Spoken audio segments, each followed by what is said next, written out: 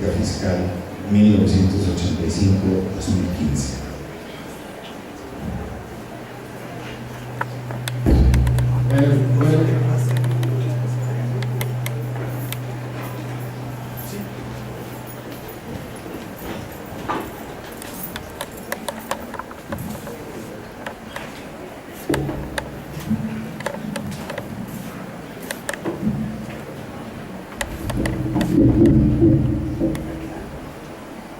Bueno, muy buenas tardes a todos. En primer lugar, muchísimas gracias a la Escuela de Historia por darme esta oportunidad de compartir estas ideas con todos ustedes. Quiero aclarar que soy un economista, entonces estoy aquí atreviéndome a hacer unas reflexiones sobre la historia guatemalteca más reciente, pero con un énfasis en el tema de la política fiscal, que me hace sentir un poco más cómodo, dado que ese es un tema que he trabajado por mucho tiempo. Yo quisiera coincidir con lo que se acaba de expresar en el sentido de que el año pasado tuvimos, yo creo que dos grandes reivindicaciones. Una, la renovación de la clase política guatemalteca, y otra, la reforma o la refundación del Estado. Y apenas comenzamos a dar los primeros pasos en ese sentido. Pero creo que estas reflexiones nos ayudan a comenzar a continuar dando esos pasos. Y a continuación quisiera entonces expresar primero algunas ideas básicas sobre el contenido de la presentación. Me voy a centrar en el tema de la Constitución y la debilidad fiscal que surge para el Estado de la propia Constitución, así como de cambios institucionales posteriores en el 93, más adelante en los 90, que también facilitaron la captura de ese Estado y la tremenda debilidad fiscal. Y luego terminaré con algunas conclusiones. Las principales ideas que quisiera sostener son que contamos con un Estado debilitado, donde una de sus dimensiones básicas es un poder ejecutivo débil, en buena parte por la debilidad de la política fiscal. Y en segundo lugar tenemos una combinación de factores ideológicos, legales, políticos, que explican no solo un poder ejecutivo, la existencia de un poder ejecutivo débil, sino también un deterioro de ese mismo poder ejecutivo y de la política fiscal debido a esos cambios institucionales posteriores. Además de esto, una tercera idea, diversas ideologías, y vamos a ver que son muy mixtas, permitieron justificar el debilitamiento y eventual captura de este Estado guatemalteco.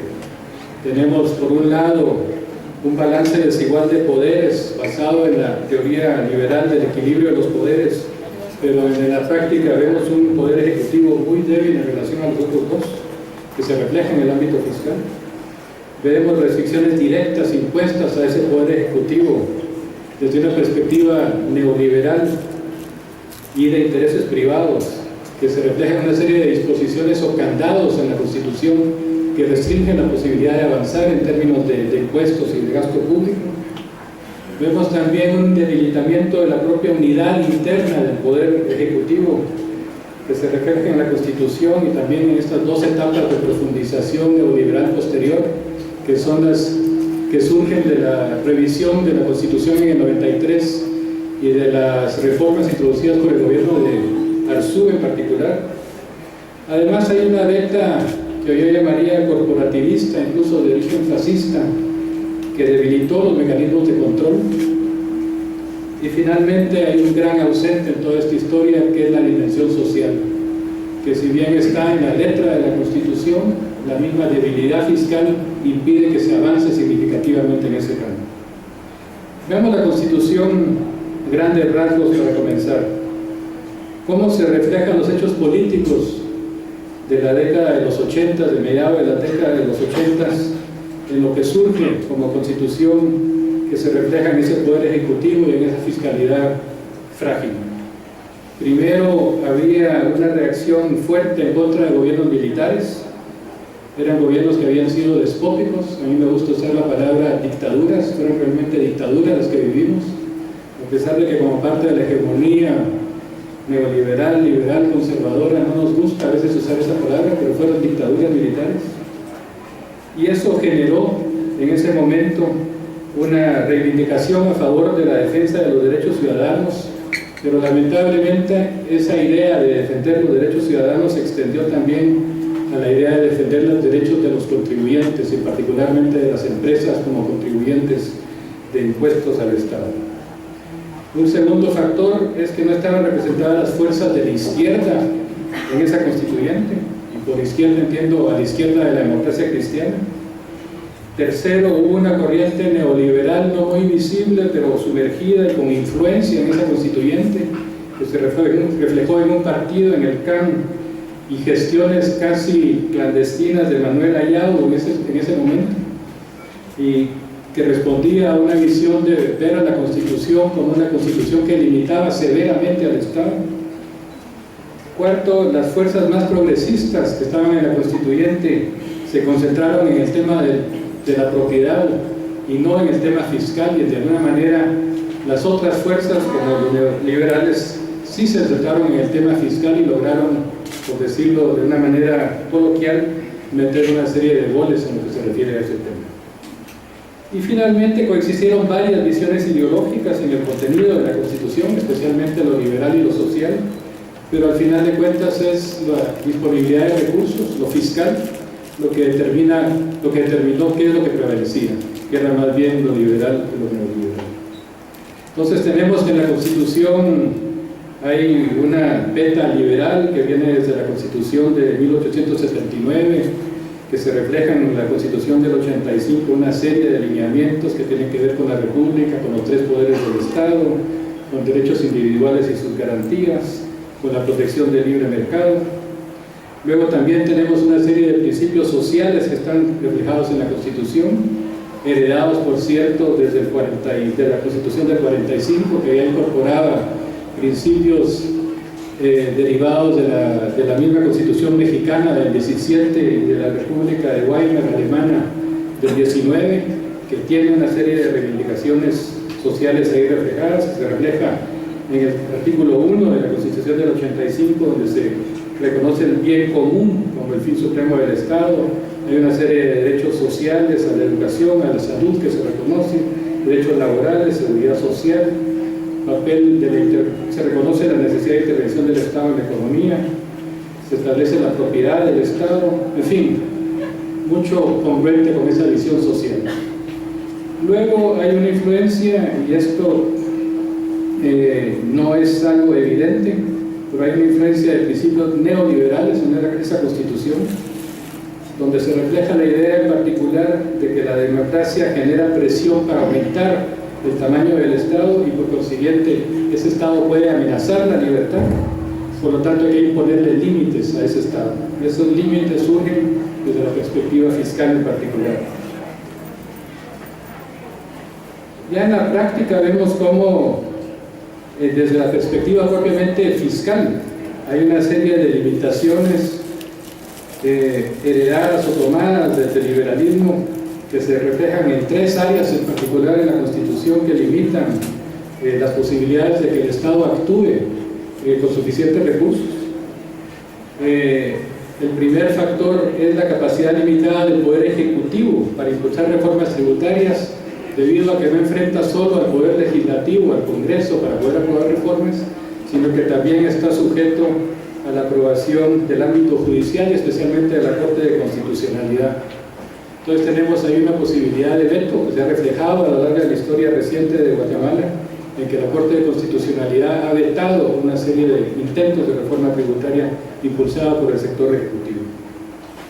Luego vemos también un fortalecimiento de las opciones de los grandes evasores, de no tener que acudir, o de acudir, mejor dicho, al sistema judicial para postergar la aplicación de sanciones. Hay un principio que había en las constituciones anteriores, o el sol de repet, que significa que hay que pagar primero y después se reclama. Eso se eliminó, lo que significa que tiene ahí la capacidad de reclamar y no pagar los impuestos.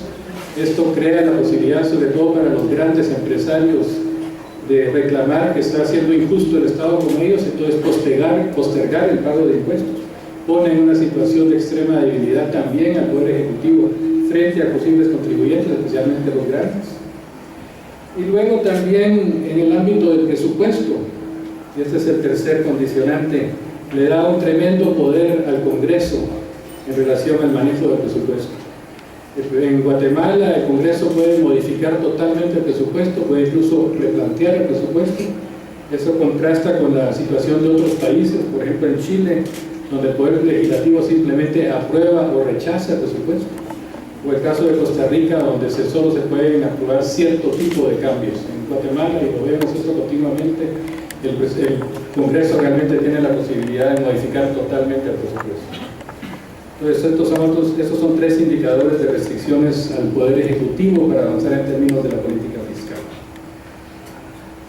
Luego vemos ya la incidencia propiamente neoliberal en una serie de artículos muy específicos de la Constitución que imponen severos candados para poder aplicar impuestos, que se reflejan en consideraciones sobre la legalidad de los impuestos, sobre la capacidad de pago, y cada uno de estos tiene su reflejo en un artículo de la Constitución, la prohibición de multas confiscatorias, la secretividad de los impuestos y el principio de inocencia en justicia tributaria. La Constitución guatemalteca es probablemente la Constitución que más desarrollada está en relación al tema de los impuestos, precisamente para ponerle límites al Estado para poder avanzar en términos de la tributación. Por cierto, durante la Constituyente, cuando se ven los diálogos, los debates que hubo en ese momento, también hubo un intento de imponerle un límite al gasto público total, equivalente al 10% del PIB. Actualmente andamos por el 13%, no estamos tan lejos, pero era parte de esa idea de imponerle límites al Estado en materia de política fiscal. Hay otros condicionantes, además, que surgen más bien de intereses que no se intentó vincularlos a posiciones ideológicas. Están las exenciones y condonaciones de impuestos, aplicables, por ejemplo, a la educación privada, a la religión. Está el hecho que el presidente y no el ministro de Finanzas puede dar amnistías tributarias. Esto debilita la conducción centralizada de las finanzas. Y luego hay asignaciones fijas de gasto para una serie de instituciones, deportes, municipalidades, consejos de desarrollo que también reducen el margen de maniobra del Poder Ejecutivo. Por cierto, el presupuesto guatemalteco es de los más rígidos en América Latina en lo que se refiere a asignaciones previas del gasto, que realmente hacen muy difícil que se modifique a fondo el presupuesto que se presenta cada año, porque ya de antemano vienen fijadas por condiciones constitucionales y también por otro tipo de leyes establecidos en la legislación guatemalteca. Pero aparte de la Constitución hay dos eventos adicionales que debilitan aún más a la política fiscal y la capacidad del Estado de impulsarla. Una es lo que puede calificarse de lo que surge de la etapa de profundización neoliberal del 1993, cuando se modifica la Constitución, y ahí hay tres hechos que desde esta perspectiva en particular debilitan la unidad interna, sobre todo del Poder Ejecutivo. La primera es que se le prohíbe al Banco de Guatemala darle crédito al sector público. Es una propuesta que, por cierto, ya se había hecho en la Constituyente, pero que no había pasado. Cuando se hizo esta propuesta de limitar el gasto público al 10% del PIB, también se quería limitar ahí mismo el crédito al sector público. En el 93 sí se logró. Segundo, hay una ampliación de recursos para municipalidades y consejos de desarrollo que coincide, aunque esa no era la idea, con la propuesta neoliberal de fortalecer el federalismo para reducir el poder del gobierno central. El origen en ese caso era básicamente político, conseguir el apoyo de los alcaldes. Y luego también se introducen nuevos candados por el lado del gasto, especialmente se limita la posibilidad de transferir recursos de inversión a gasto corriente, que de nuevo fortalece esa rigidez presupuestaria que yo mencionaba antes. Pero luego viene quizás el momento de mayores cambios en el Estado guatemalteco, y yo llamaría la segunda restauración neoliberal, que va de 1996 al 2000, que corresponde al gobierno de Arzú en particular.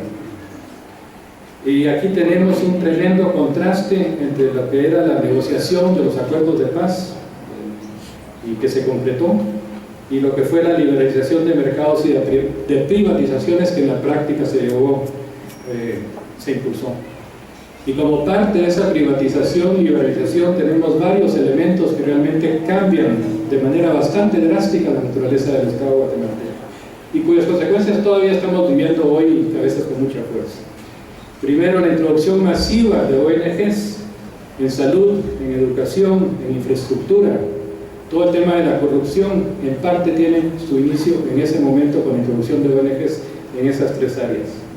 Segundo, la ampliación de subcontrataciones, y el caso aquí más claro es el de la extensión agrícola en el Ministerio de Agricultura, donde se reduce a su mínima expresión al Ministerio de Agricultura, se elimina prácticamente la extensión agrícola pública y se hace depender totalmente de servicios privados mucho más caros y con mucho menos cobertura. Tercero, una serie de privatizaciones sin mecanismos adecuados de regulación, electricidad, telecomunicaciones, aviación civiles. Esto genera, por cierto, todo un grupo social nuevo, nuevos sectores emergentes, empresariales, que comienzan a incidir además en la política nacional. Cuarto, la introducción de fideicomisos, viene de esa época.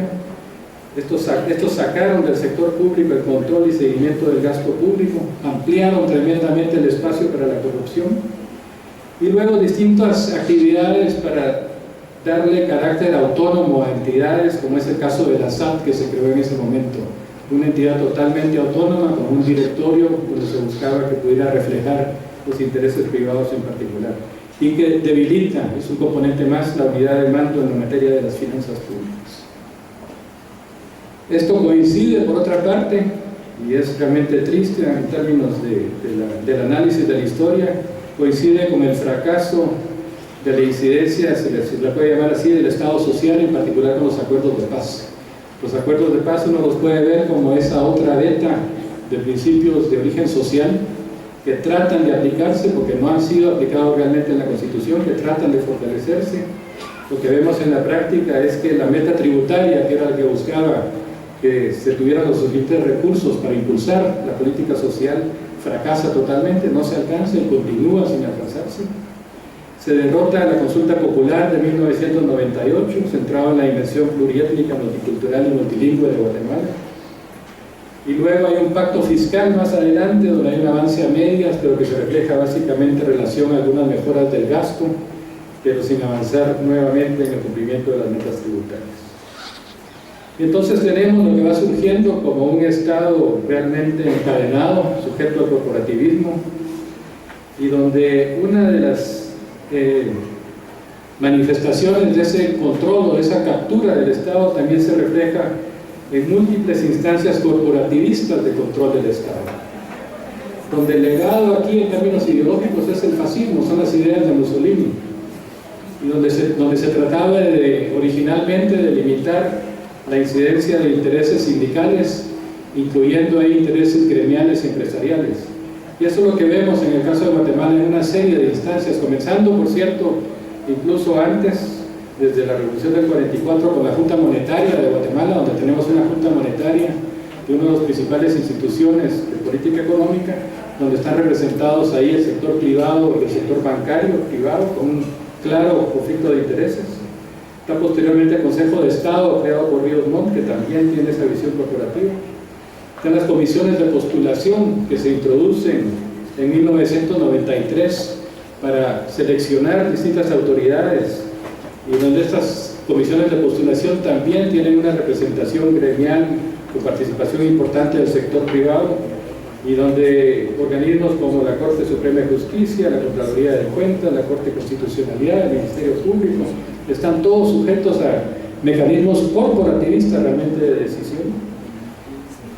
Y luego tenemos otra serie de comités múltiples dentro del sector público, donde está esa presencia del sector privado predominante. Incluso uno ve otros países de Centroamérica, el caso de Costa Rica, a veces sí está ese sector privado presente, pero hay ciertos equilibrios, en el sentido que hay balances que resultan de la presencia sindical o de otros gremios. En el caso de Guatemala es fundamental esa presencia muy fuerte del sector privado.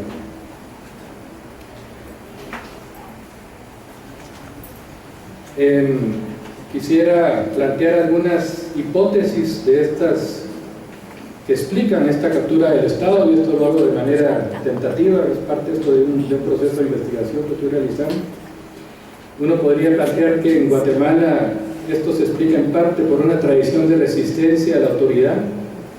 Es un patrón latinoamericano, pero agravado en el caso de Guatemala, por un Estado que ha estado al servicio de élites políticas y económicas, un Estado que cuando ha sido fuerte ha estado asociado al despotismo, sin legitimidad, como ocurrió con la colonia, con el régimen liberal, con las dictaduras militares de 1970 a 1985.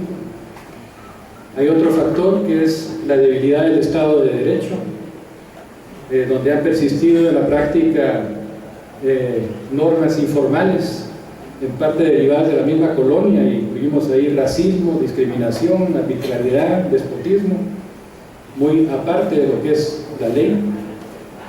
Hay falta además de la voluntad, falta de voluntad de las élites de someterse realmente al Estado de Derecho, y eso lo vemos casi a diario. Y hay dificultad para aceptar un Estado fuerte que respete y haga valer la ley. Además hay una hegemonía, se le podría calificar así, del pensamiento neoliberal que ha cobrado muchísima fuerza, donde el Estado se ve como una amenaza a la libertad. Y luego tenemos, además de eso, la influencia de sectores corporativos que tienen un temor a la democracia, además, y que buscan controlar por todas las vías posibles, a través de estas instancias, lo que puede hacer el Estado, lo que puede hacer un Estado que al final de cuentas debiera responder a las mayorías en particular, y no a pequeñas minorías que controlan, que encadenan ese Estado. Además tenemos organizaciones sociales, sindicales y de izquierda que hay que admitir que son débiles, que han sido muy golpeadas también, una débil capacidad de imponer propuestas alternativas. Y finalmente también hay que identificar el clientelismo como otra característica del Estado que ha debilitado el imperio de la ley, en particular el Estado como sujeto a la ley. Que en fin, da como para otra conferencia. Quisiera terminar solo destacando la debilidad del Estado, la fragilidad del Estado, fragilidad fiscal del Estado. Se refleja en varios indicadores, no voy a entrar en detalles, pero uno es la carga tributaria, los impuestos como proporción de la producción nacional bajísimos. Es uno de los países que menos impuestos paga en el mundo, como proporción del ingreso total del país. Luego un gasto público descendente, con un leve aumento de la masa salarial, de los salarios que se paga, pero con un desplome de la inversión pública. Es un gasto rígido, dominado por intereses espurios en el Congreso, marcado por la corrupción, con un gasto social no solo bajo, sino además ineficiente. Eso sí, tenemos un déficit fiscal bajo control, se ajusta el gasto a los ingresos, y ahí el dogma de la estabilidad macroeconómica, el dogma del Estado amarrado, encadenado, se ajusta perfectamente. No importa que no haya suficientes recursos para vacunar a niños, lo importante es tener un déficit fiscal de 1.5% del PIB, que está entre los más bajos del mundo. Y luego, por supuesto, una deuda bajo control también, y donde los problemas que hay en materia de deuda reflejan más bien la baja carga tributaria, en el sentido de que si no se pudiera pagar esa deuda, no es porque sea alta la deuda, es simplemente porque los impuestos que se recaudan son bajos. La capacidad de pago del Estado es baja. Termino con unas conclusiones. A pesar de esos obstáculos que he identificado, también hay que reconocer que se han hecho esfuerzos para evitar el deterioro de ese Estado, y ha habido esfuerzos positivos en ese sentido. Quisiera rescatar, por ejemplo, la labor de Jorge Mario García Laguardia como Procurador de Derechos Humanos, que detuvo el proceso de privatización de la educación mediante recursos de inconstitucionalidad durante el gobierno de Arzú. Está la derrota de la iniciativa de Proreforma en 2009, una constitución totalmente neoliberal. Está la cancelación del PRONADE en 2008-2009, que también era un esquema basado en una participación importante de sectores privados en la educación. Está el rechazo de una buena parte de recursos de inconstitucionalidad en contra de las reformas del impuesto sobre la renta del 2012, que yo creo que fue un avance a pesar de toda la corrupción del gobierno anterior. Las ONGs en salud fueron severamente restringidas su papel en el 2004, y ahora tenemos un sector de salud que es un desastre, pero al menos ya depende exclusivamente del sector público. Se hicieron algunos avances en materia de la ley de contrataciones, aunque totalmente insuficientes todavía. Y bueno, y luego tuvimos lo que ya se mencionó antes, las manifestaciones del año pasado, que exigen realmente una nueva relación del ciudadano con el Estado. No está claro el fortalecimiento del Estado post-2015. Hay cierto fortalecimiento del Poder Judicial, del Ministerio Público, cierto protagonismo de la Contraloría de Cuentas, de la Contraloría de Cuentas, de la Procuraduría General, cierta depuración del sector del Poder Ejecutivo, pero con deterioro fiscal, pero con deterioro de la administración pública, un Congreso realmente sin grandes cambios, autoridades locales sin grandes cambios. Termino con 3 prioridades que me parecen importantes en este momento, que tienen que ver con la legitimidad y los recursos. Primero, la necesidad de continuar fortaleciendo el Estado de Derecho, contar con un Estado fuerte como el Estado que respeta y hace valer la ley. Segundo, fortalecer las finanzas públicas. Actualmente ni siquiera un Estado neoliberal mínimo puede funcionar con los recursos existentes. Y tercero, y más ambicioso, y aquí coincido con lo que se expresaba anteriormente, realmente no podemos avanzar si no se renueva la clase política para cambiar la correlación de fuerzas y refundar al Estado democrático. Muchas gracias.